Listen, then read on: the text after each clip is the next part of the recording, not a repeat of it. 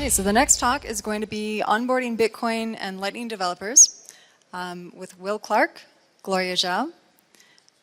This is Josie, Bitcoin Core contributor, Jonas Nick. Please come to the stage. One mic short. Hey guys, how are you doing? Welcome. So we are going to be talking about that, onboarding Bitcoin and Lightning developers. Do you guys want to introduce yourself? I think all of you have been on stage already, but want to do a quick round? So I'm Will Clark. I have been doing some work with Global Mesh Labs, which is now finished. So I'm not actually doing, as my badge says, and I'm working on sort of becoming a Bitcoin core contributor myself. So I'm in the middle of some of this stuff that we're going to be talking about today. I'm Jonas. I work at Blockstream in the research group. I work on various open source projects and also kind of try to bridge Blockstream's research to the academic side. I'm Adam Jonas, definitely not to be confused with Jonas Nick, who's the real Jonas. I'm also not Josie. I'm a much shorter version of Josie, and I apologize for those that came out to see him. I work at Chain Code. We do education programming, and yeah, happy to be here. I'm Gloria. I'm a fellow at Brink. I work on Bitcoin Core. Awesome, thanks. So we have, and I'm Pablo. I am not a Bitcoin Core contributor, so I think this is interesting because you are kind of fairly new, right? You've been around Core for a while, and you maintain the SEC P256K1, right? So that's like the cryptographic part of Bitcoin. You do education, and you've been a core, well, education with Chain Code, I mean. And you've been, how long have you been a core contributor? Like a year and a half. Yeah, okay. So we have like a broad range of expertise. Fantastic. I thought that maybe we could start by discussing like different, have you guys observed different interests or reasons why people want to join as contributors? Like why, different personas, if you will, of why people want to become a core or Lightning developer? Maybe, Adam? Sure. So I think to sort of set the stage, I think there are three buckets that we think about when we're thinking about developers in general. So there's the open source bucket, and that can be anything from Bitcoin Core to mempool space, or anything that's sort of open source that people don't need permission to contribute to. Then there's the industry piece, which is getting a job and actually working in the industry. And then there's the entrepreneurship piece. So I think people are motivated by different things. There are some people, I think we mostly see open source contributors coming from the Western world because they have the luxury of like being able to take a break from their job or something like that. And in terms of participation in industry, that's also pretty relegated to the Western world. But I think we're hoping to change those things. But the motivations vary. I think people want to be involved with contributing to the new monetary system. So I'm sorry, I'm not moderating, but why did you get involved, Gloria? I think I share a personality trait with a lot of Bitcoiners, which is that I'm very ideologically oriented. So it was very important to me when I was looking for a job that I actually cared about what I was working on.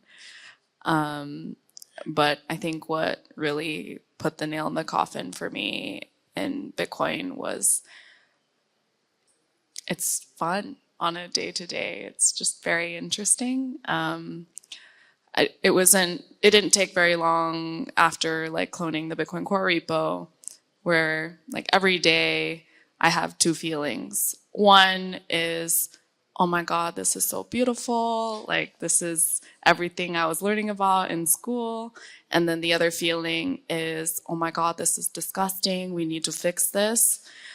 I think that combination is a perfect nerd snipe. So, you know, when I wake up in the morning, I'm really excited to be working on it. And then when I go to bed, I'm like, that was an amazing day. So That's beautiful. Yeah, absolutely.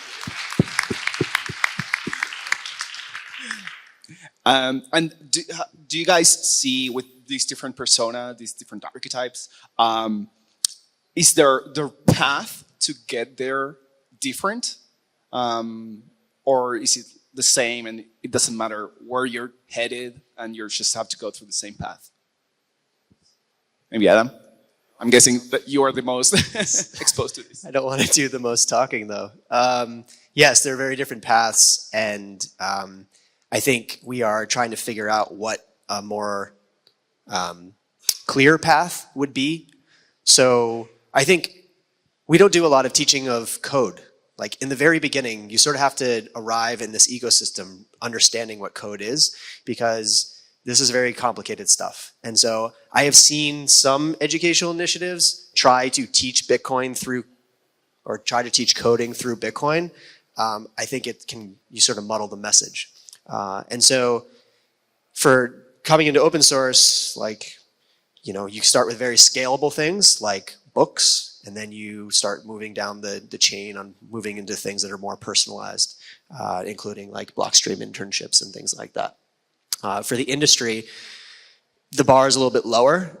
You just need to sort of prove, or at least during your interview, prove that you can do the job.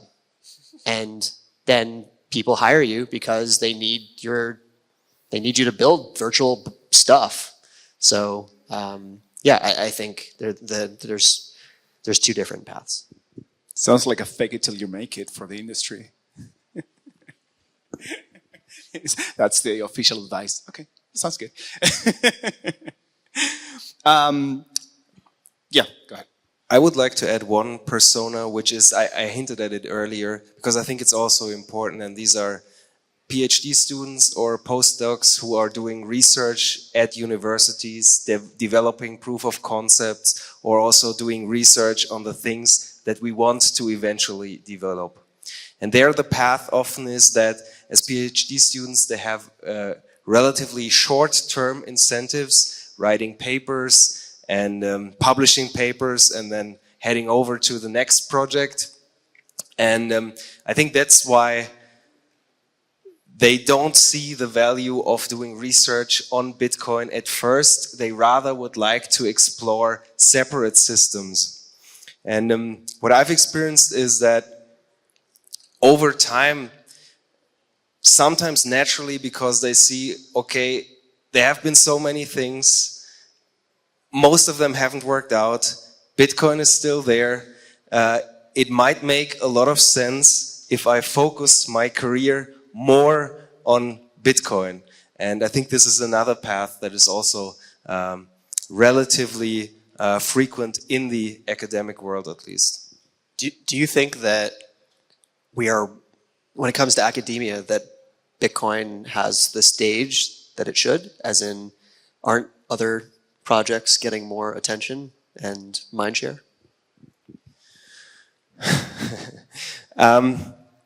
So the thing is that academics don't immediately see the problems that we are interested in as the research problems that they should spend their time on.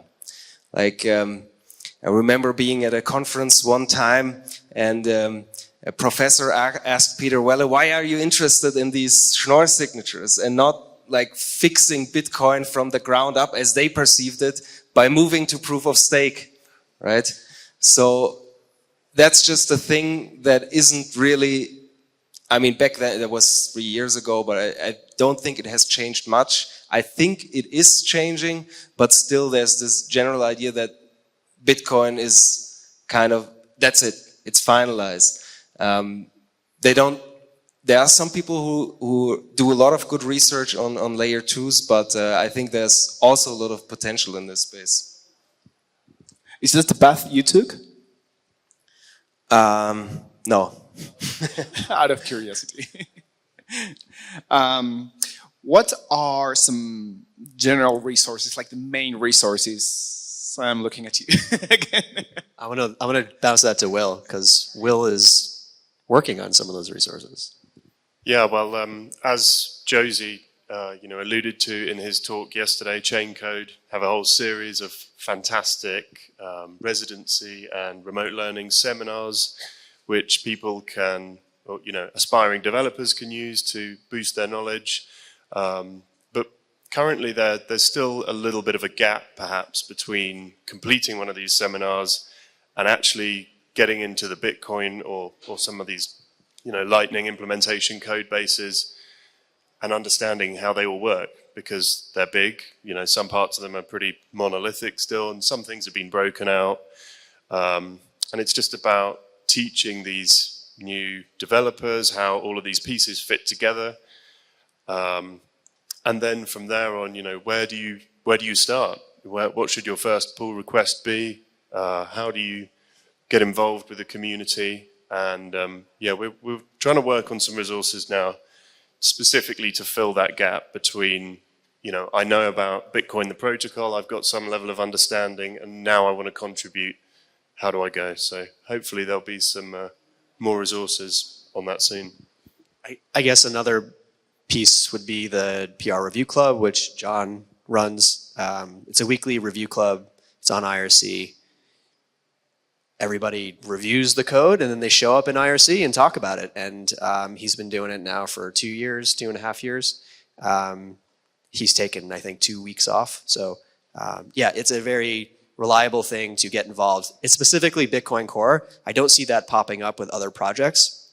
I'm still waiting for the SecP 256K1 PR Review Club. But, Good luck. Working on it, sounds like it. I recently found out that there's also a Bitcoin Core dev wiki, which is, I guess, not very well known. I would also shill the Bitcoin OpTech newsletter, bitcoinops.org. And there's some excellent podcasts out there for learning technical material, such as the Chain Code podcast. And Brink has a Bitcoin development podcast that was just released. So just going to put that out there. With regards to the PR Review Club, you said, how approachable is it? Like, how far within the code, within how Bitcoin works, how far should you be to be able to go there and learn something? Well, it's designed to be accessible for anyone, so beginners. Typically, we write the notes such that you can have very little background, and there'll be links for resources that you can use. And the questions that we go through usually go from like surface level or conceptual, like deeper and deeper. I think the best part about the PR Review Club is it's supposed to be a safe space for anyone to ask questions. And there's always very experienced developers in the meeting to answer those questions, but nobody judges anyone for not knowing things. So to answer your question, you don't need any background, but doing your homework ahead of time helps. Yeah, I mean, I would say there's new people in there almost every single week. So, you're not going to be the only new person in there if you want to just jump right in. And people are super friendly. I highly, highly recommend it as well. But don't expect to understand everything that's happening in your first meeting, because it's just an unrealistic bar. Like I remember my first technical meetup, my first BitDevs in New York City, and I just didn't understand nearly anything that they were saying. And it just takes time. It's like learning a new language. And so that fog of understanding will lift over time, but you're going to have to keep showing up. You have to do the work. So can you guys talk a little bit about, in your experience, what you've seen? You talked today about the hero's journey, right? It's a tough process. So you start with an idea and you find that it's really hard and intimidating. What are some of the characteristics of the people that get through to the end of that journey? Is there an end to that journey? I mean, they're sitting on the stage. They're stubborn. They don't give up. Like, you just keep showing up.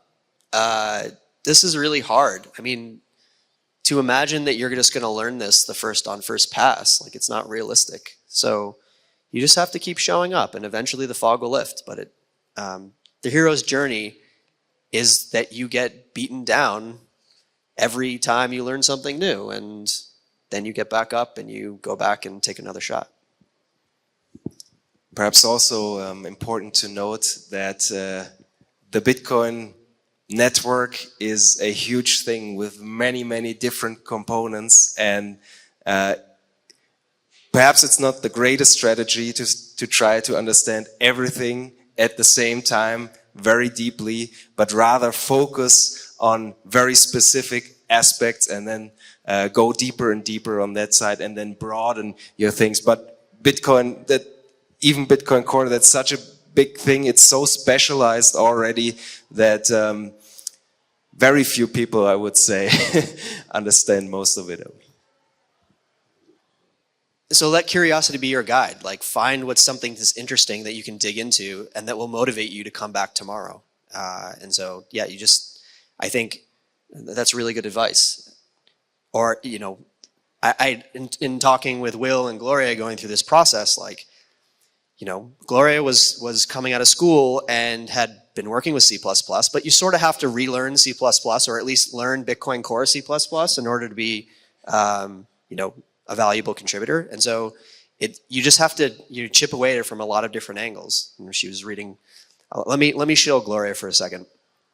So you asked about a characteristic of someone who ends up getting through their hero's journey.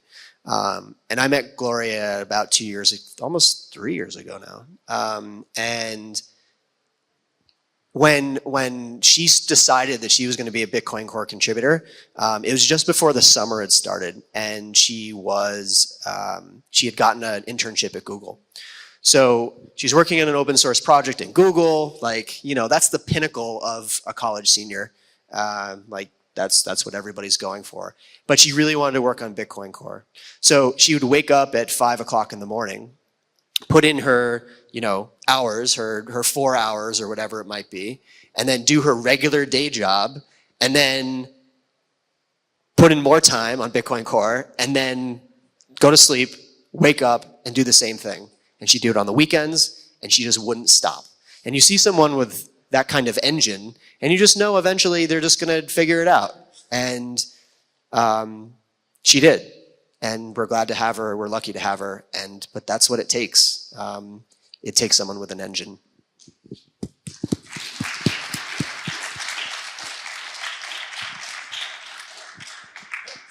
That's beautiful. What would you guys say is the success rate? I guess, like, people that start and show some proof of work, like they not just show up once on IRC, but they start for real and they actually complete. Like, whatever, however you define complete. Whoever wants to jump on it. So that's a 0. Okay, all right. Next question. I don't know how you measure that. I don't know what starting and completing looks like. You know, I think that this is a journey that never stops. I've been working with John now for 3 years, and he's still at it.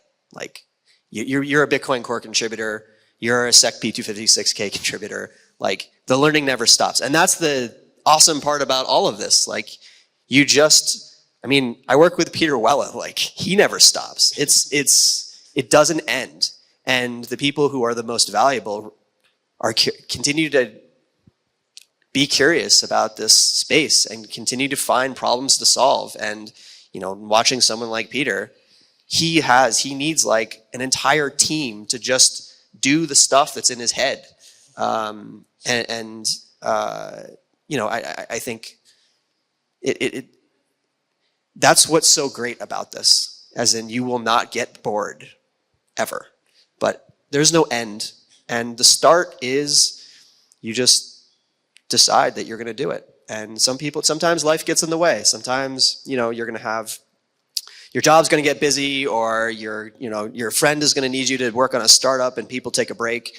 But the people that end up coming out on the other side always come back. The failure rate in terms of people who start in Bitcoin and then move to shitcoins at least is relatively low. Most of the time it's the other way around. I think that's a positive note.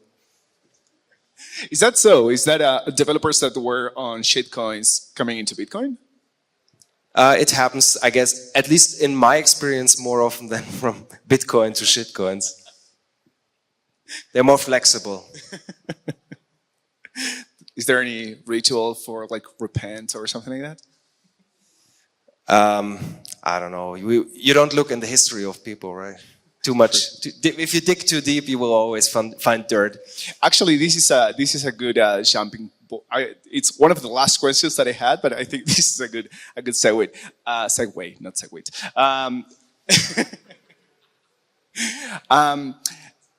How do you guys feel, and what would you recommend for taking in context what has happened with some guy that claims to be Satoshi and some lawsuits? What would you recommend with regards to protecting yourself as an individual? What are your thoughts with that? I mean, we're talking about being a pseudonymous developer, right? I mean, there's definitely some issues with it. I think for me personally, it seems like a no-brainer that you probably should try to protect your identity. I mean, those lawsuits you're talking about are particularly nasty. But Bitcoin and Lightning, I guess, development, as I see it, should be a meritocracy anyway. You know, who you are and what you've done before shouldn't necessarily impact, whether your changes are likely to be merged. And I think that lends itself quite well to being pseudonymous or fully anonymous. Obviously, there is a few problems with that too. Possibly it's more difficult to get funding, or are you going to be able to get a job at another company without them knowing your details? That's tough. But some people have started to get some funding and things like that. So I think it is possible, and if more people did it, then I think that would be a good thing for me as well. Yeah, I think it's a one-way door, right? So you can always start as a pseudonymous name, and you don't have to be, some cat picture. You could be what would be a normal name. And so, you can sign up for a GitHub account under John Smith, and that works just fine. So trying to think, you can always go back, you can always go through that door if you choose to reveal who you are. And I think when it comes to funding, it is getting better. But to work for a company, like a US company, they're going to need to know who you are. That's how it goes. We're not quite at a point where, you just sort of ship a salary to a Bitcoin address. So I think it's worth trying if you're establishing yourself, because you can just walk through that door later if you choose to. Awesome. You've mentioned that Bitcoin core is really big. There are a bunch of different aspects, and you don't have to know all the nuances of the mempool and everything that happens. So what areas of Bitcoin and of Lightning do you guys think that companies that are hiring in the space are most interested in? I'm not sure about that, but I did have some other thoughts that it's one of the things I would like to see is more Bitcoin first companies, getting some of their developers to use part or full-time, improving the parts that they're interested in. So I don't know what they are, but I think that's something that could be worked on. At Blockstream, I think we're interested in all the various parts that you could think of. Of course, the first step would be someone who's really familiar with just using a wallet. Then there is this kind of ritual that many Bitcoin devs go through you build your own wallet. Many people do that in various kinds. Some people do a wallet on some kind of obscure architecture. Others build a VR wallet. So many people go through that. I think what else would perhaps other essential skills perhaps is that you just know how to, at Blockstream I would say is like the fundamentals of how does proof of work, how could I create a transaction. Perhaps not so important like knowing it in detail how it works, but just know how to look it up, also know how to look it up in the code, where to search for. Bitcoin Core is often the reference for many things. Yeah, I think those are the most important things. I think what mostly people are hiring for is people who work on wallets, people who work on trade engines, and now there's like a growing economy of Lightning app developers. But it's not a big pool of people that really understand Lightning and understand how to build on top of it. So, you know, I think we need to sort of address what try to fill that funnel with more people. But overall, there's a lot to build, and companies are impatient and they need to fill roles. And so the bar is, I think, a little lower than it should be, which is our job to attract more people, give them the training they need, and then deliver them at the doorsteps of the companies to make them easy hires. I'm not a company. It would be nice if more people come to work on Mempool. Maybe you should do an enticing talk about it. Do you guys think that, because Lightning has some very distinctive properties, right? So we had a bunch of talks about liquidity management. Do you guys think that that's going to be a field that companies are going to be particularly interested in? And how should developers think about it? I think companies are interested in it. I think there will be a lot of specialization in this area as well, because it's not that easy to do. It should be easy for normal people to do liquidity management as well, right? So I think this is certainly also a very interesting and growing area, and we're just at the start of this whole thing, I think. That as far as Lightning Network, liquidity, routing, these things go, we're just at the start, right? Going back to what we were talking before, what would you guys say is the most common stumbling block? Like, where do people get stuck? People get stuck everywhere because life gets in the way and it's hard and you feel dumb. Like, honestly, that's the biggest. If I had to make one place where people get hung up, it's that they feel dumb in front of a group and they're not willing to go through that pain. And so, yeah, I think we need to do, like, I think the PR Review Club is a good example, like creating places where people can feel dumb together, and that's okay. And, you know, you share a stage with, you know, a guy who's been doing this for a while and like understands cryptography, actually. And you feel dumb. Like, you know, I just sat through the federated Jami and eCash and I was like, I need to really learn what this is. So it takes some humility to be able to get through that process. And, you know, again, you just got to keep showing up and have faith that eventually you'll get it. Again, I feel like it's very similar to just learning a foreign language. I learned a foreign language as an adult, in a different country, a different culture, and you feel dumb. And over time, you start understanding the vocabulary, and then you start understanding some of the context when people say idioms, and then you can actually, like, you know, you wake up one day and someone tells a joke in that language and you get it. And, you know, then you realize that it's just a matter of time. You will, however, always feel dumb most of the time compared to other people, and you will always have imposter syndrome. I mean, it's not me or anything, but many people report that who have been in the space for a long time and are actually very good developers. I think you just have to live with it and accept the fact that this exists. Okay, so if you say that, there is no hope for the rest of us, right? no hope. No, that's not what I'm saying. I'm just saying that it's not that you wake up the next day and suddenly you think, oh, I'm the best or anything, and I'm the best developer and I understand everything about this particular protocol. I mean, I'm the only one and the only expert. This will never happen. There will always be people where you think that they know more about this than you do.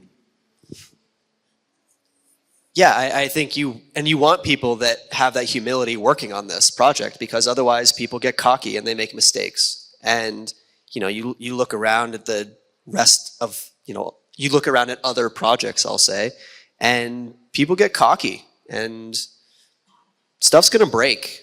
And if you aren't sort of checking your own mistakes and having humility to think that you don't know everything, then you're not doing the best work.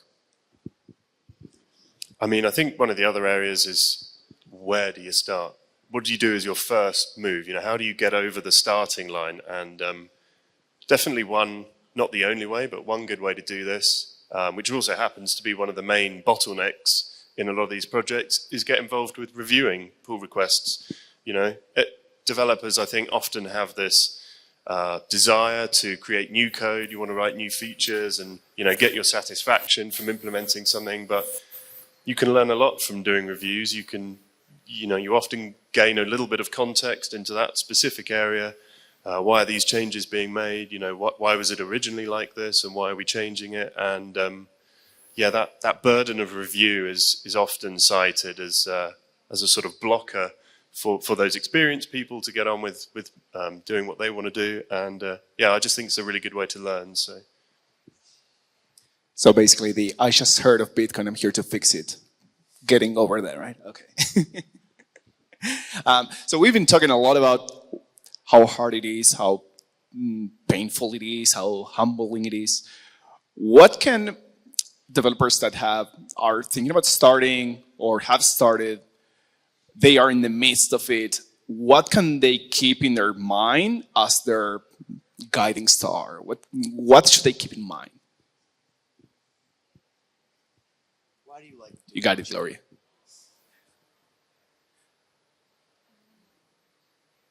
I've been working on this for very long. I think you should answer this question. I don't have a good answer to this question because I don't have anything in particular in mind when doing this. Perhaps one thing I have in mind is the long-term look that I mentioned, the long-term outlook on this thing.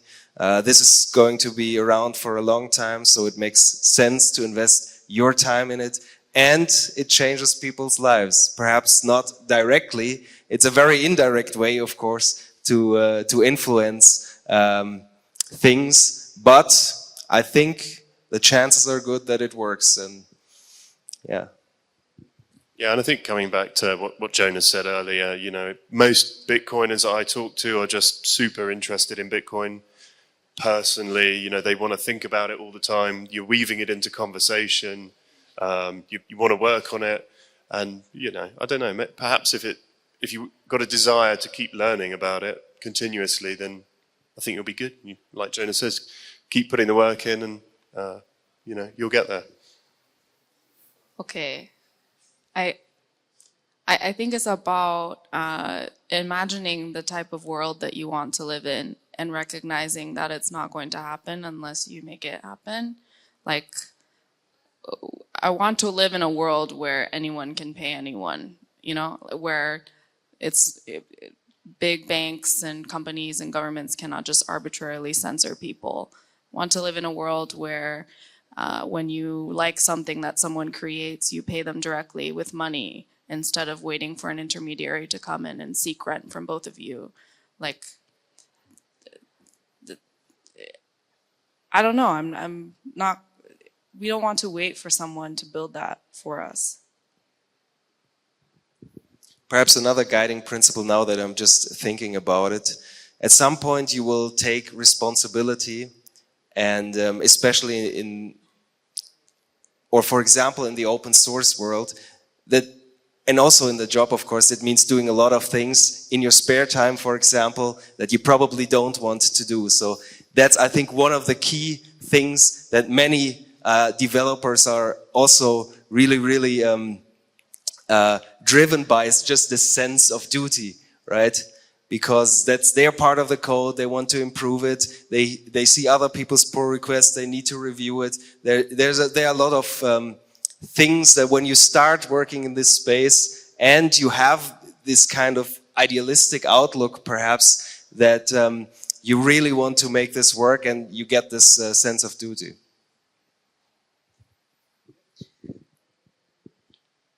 I think, I mean, why did we all fly down here? Like, this isn't convenient to be here. And yet we're all here because it's meaningful and it's impactful and we want to make big change. And so the ability to contribute to that as a builder, like, is there anything better than that on the planet? Like, is there anything to just the way that Gloria described, where she wakes up every day excited to go to work and goes to sleep every day feeling like she had a meaningful day? Like, what else could you ask for?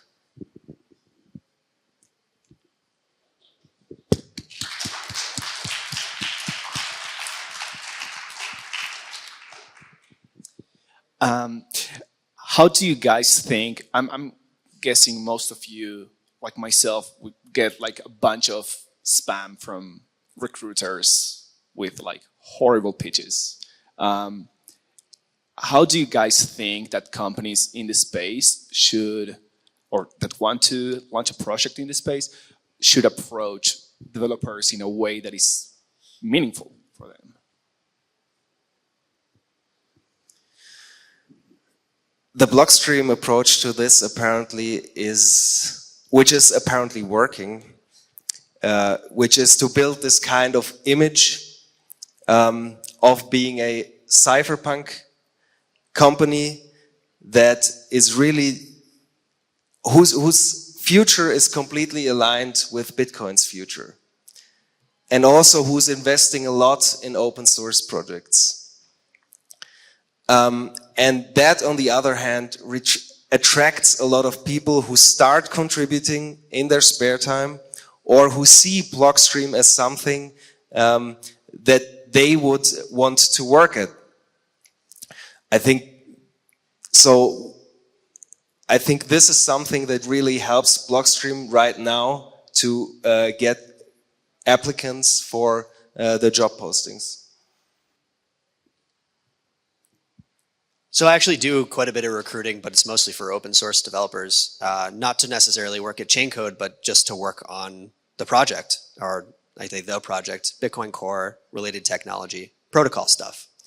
And so the way I reach out is mostly because someone has already shown interest, as in someone has already made the first move, and you just offer help.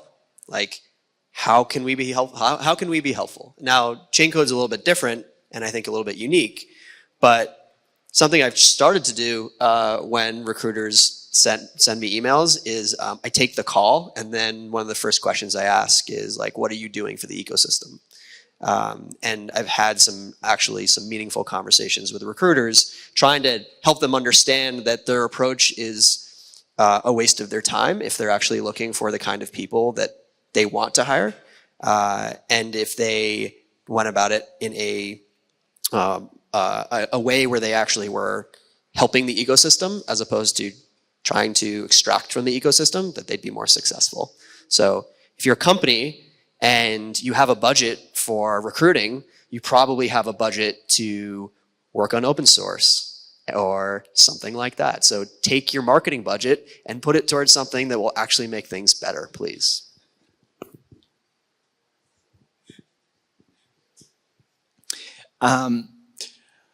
One of the things that I think are very, very different is I've done a lot of open source development myself, and I've worked for companies. And the way open source development works is very different than how working in a company feels like, and how the approach to everything is like.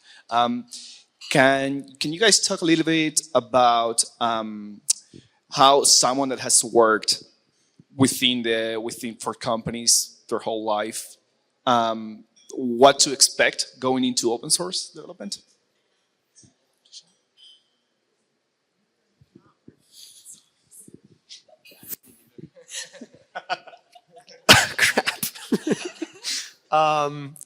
It's different in that oftentimes no one's telling you what to do.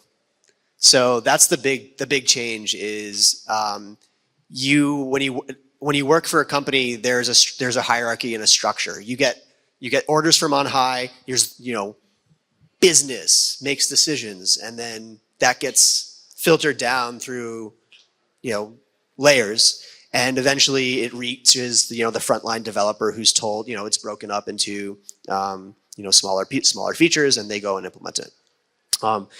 People who work in open source scratch their own itch, and oftentimes there's not that kind of coordination.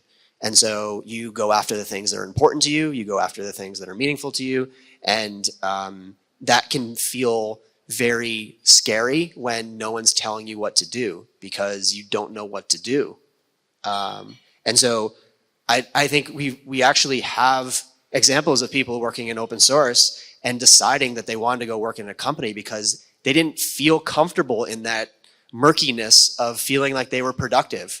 There's no the shipper's high that you get from shipping a feature and the CTO celebrating that with you. You don't really feel that in the same sort of way.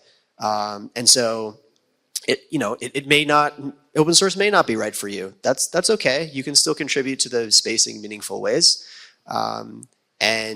But you may not like taking orders too. And so maybe open source is a better fit for you.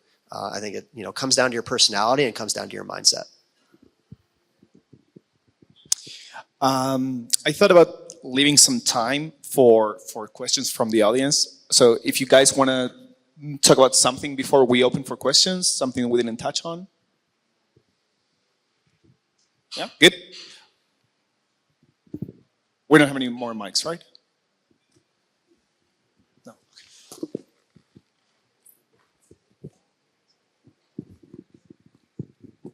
Hello, awesome panel. Okay, 2 questions. One is for the whole group. What are some good milestones that people can aim for when they're onboarding, both early ones and later milestones?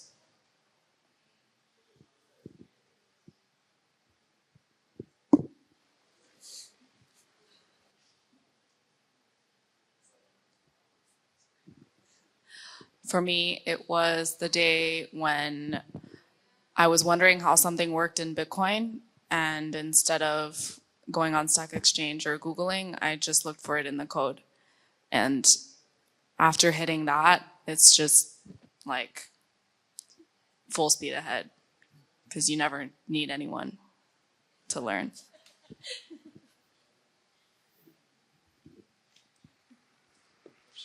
So you talk about the hero's journey, and you folks are all, you've taken the hero's journey. I mean, I see it and I know it.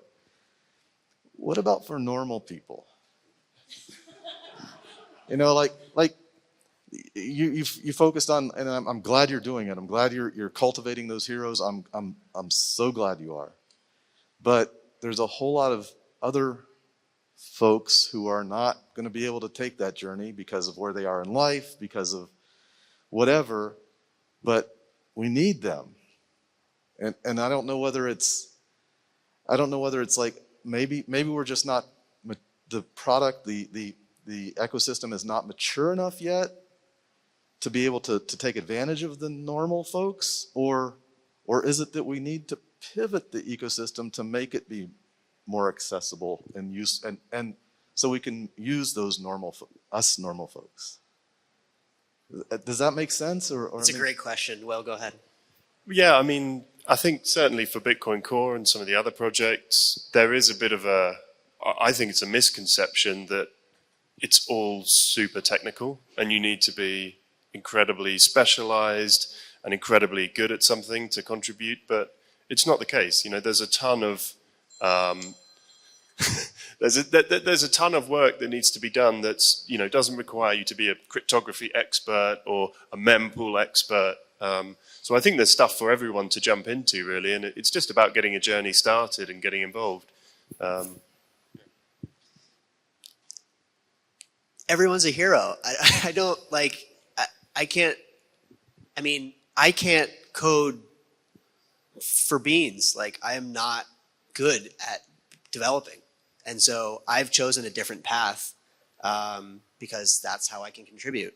And so you have to find like what you're good at and what you're excited about and how you can position yourself to make meaningful contributions. And there is no hero here. I mean, these people are heroes, but I promise you I'm no hero. And so how do you take advantage of that? You find a way that you're excited about to contribute.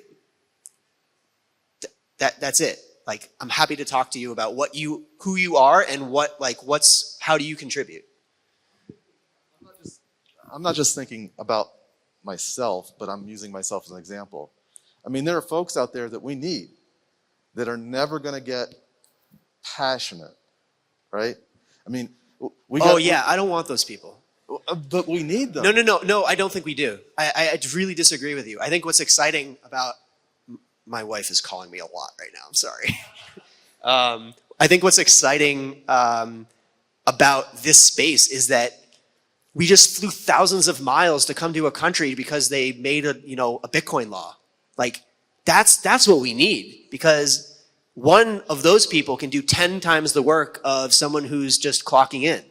And so, yeah, you don't need to be a hero, you just need to be excited and you're willing to do the work. Are you saying that it's because that's where we are right now in the ecosystem, in the environment? Because, I mean, I'm just thinking. No, I think if you take someone if you compromise on that, then you dilute what you're doing. You dilute why you're doing it. And it's okay. You can dilute it to a certain extent. If you're building a big company and that's your goal, is to build a big company, that's different than building a company to push Bitcoin and Lightning forward. And so if you're doing that, then you need to find people who care about what you're doing. But I mean, like, I'm again thinking like traditional banking system, right? I mean, way back when, at some point in time, somebody was really passionate about fractional reserve banking, and they went crazy, and now it's like it's normal, and like thousands of people go to J.P. Morgan Chase every day and work on whatever they work on. I mean, don't we want Bitcoin to be like that, where it's just normal? It's normal, and I don't. It's okay. I think I think it's okay to want that, but I don't want that, because I don't want to work with people who aren't excited. I don't want to work with people who clock in. That's not. By the time Bitcoin gets there, hopefully nobody has to work on the planet at all. We've figured out how to, have a society where you have so much surplus you don't need to work. But like, that's not meaningful. That doesn't bring meaning to your life if you don't care about what you do. No, I mean, you can have other things that you find meaningful in life, and a job is a means to get income for you to do the meaningful thing in your life.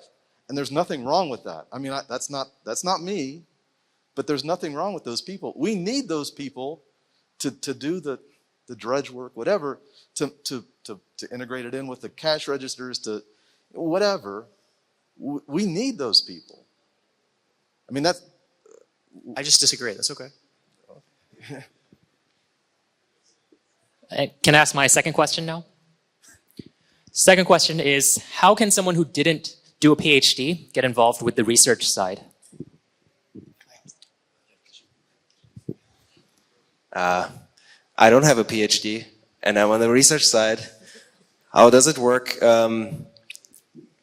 How did it work was basically working with the right people, right? You need to be in the right group, and you need to learn from people. You need to find someone who's willing to teach you, who's willing to spend time with you. You need to be willing to learn, and then it just takes time.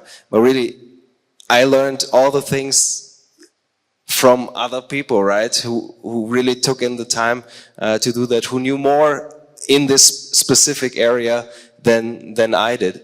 And especially in the field of cryptography, I didn't have the formal training that other people do, for example, to do stuff like music, but somehow I was able to pick it up just from other people who were willing to teach me.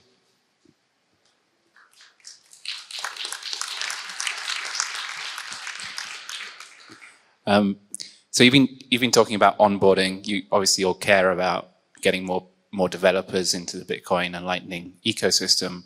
So I'd be curious, for the four of you, what does success look like in 2 or 3 years' time?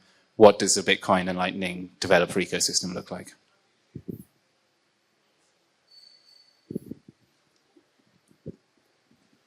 It's okay.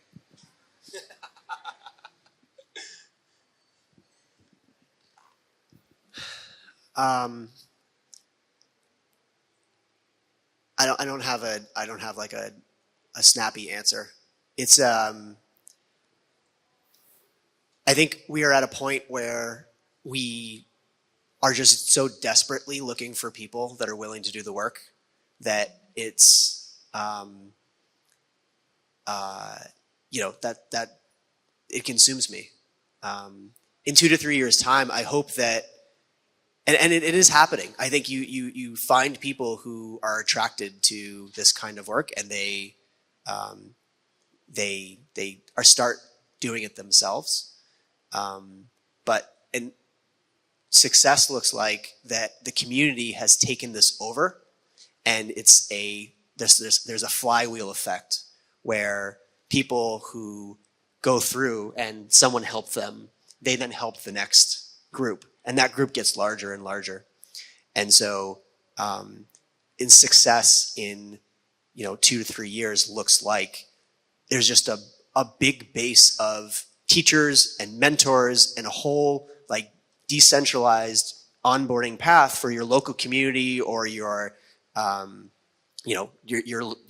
wherever you are, that we have filled enough gaps where we are providing clear paths for people to onboard into this ecosystem. Just to add to that, I think we don't only want people who are super motivated, great developers, etc. We also want people who are philosophically aligned. And I think for success, this is also very important that we are able to teach the values of Bitcoin, permissionless, decentralized money for everyone, to the next generation of developers as well. That's a better answer. I have a question. Well, a suggestion first, and then I guess a question. So, I'm coming from another open source project. I'm into web development, and I've been in the Drupal content management system ecosystem, right? And I've been there through the years and seeing the transformation that's done in that project. And one of the most important things I saw happen was one year they decided to work on what they called developer experience, right? And it's how to get people to work on Drupal core and get more people from off the street, so to speak, working on it. And one thing that they did, for the PRs and the patches, that we call them, to core, what they did, they assigned them with difficulty, right? So it allowed newbies to come in and say, okay, I'm seeing a bunch of PRs here. Which ones, I guess, are within the range of my ability? And that helped a whole lot because it allowed people to come in and say, okay, I can perhaps start on these smaller ones first, right? And I think it kind of adds to his point where it creates stair steps for people who are not necessarily passionate, because I think passion can begin in two ways. There are people who come in passionate. You grew up around computers or something, and you just have passion for things technical. Then there are the people who learn passion. You do something and you realize it works, and then you do something else and you realize it works, and you kind of step up the stairs until you're really passionate about something. So I think improving the developer experience by creating those stair steps for new developers to come in, because I was really interested in the Bitcoin. I'm the type of guys who come in like high passion, right? But even coming in high passion, I was trying to figure out, so how do I get started? I asked persons like, what projects are there that need to be worked on? I was asking on Twitter, asking people, and people were like, well, I don't know, just kind of get started, right? And it was kind of difficult for me because I wanted to know what projects needed help, as a newbie, where could I go and start it? And it was kind of difficult. So working on a kind of stair-step method to get into developer experiences is perhaps something that you can work on for the future to make it easier for people to onboard into as developers. Secondly, just again from the Drupal ecosystem, the companies that are running Drupal in their businesses, they also contribute a lot to the community, right? So there are a lot of bounties and things that allow people to have motivation to work on these projects, right?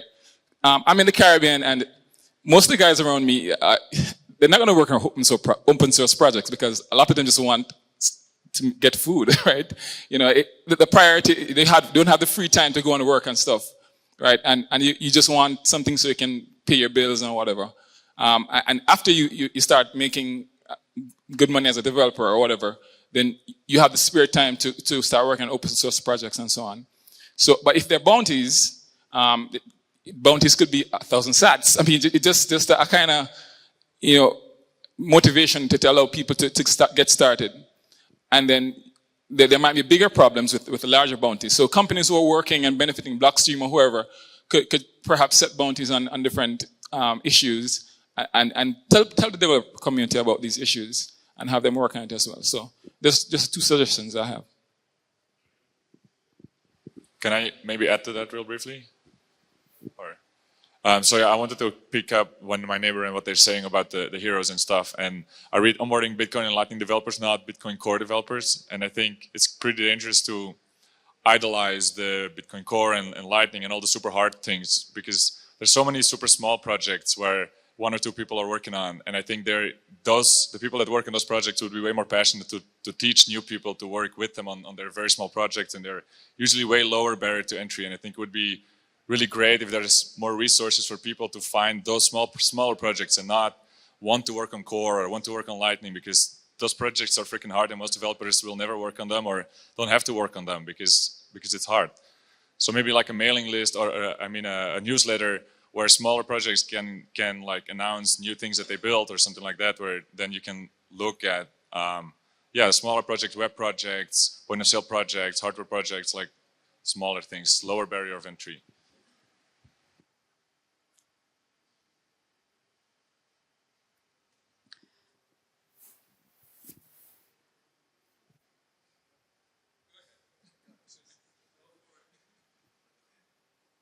Some of us have a personality trait where when we see something that's not quite right, there's a typo or something, we're like, I wish I could open a PR to fix that, like a broken lamp or something. If you have this personality trait, pretty much everything in Bitcoin is open, or, there's a lot of open source Bitcoin projects, and a lot of them are, like Stephen said, not Bitcoin Core, like not going to cause Bitcoin network to die if you make a mistake. So if you have this personality trait, I think you'll be surprised by how many places are welcoming contributions.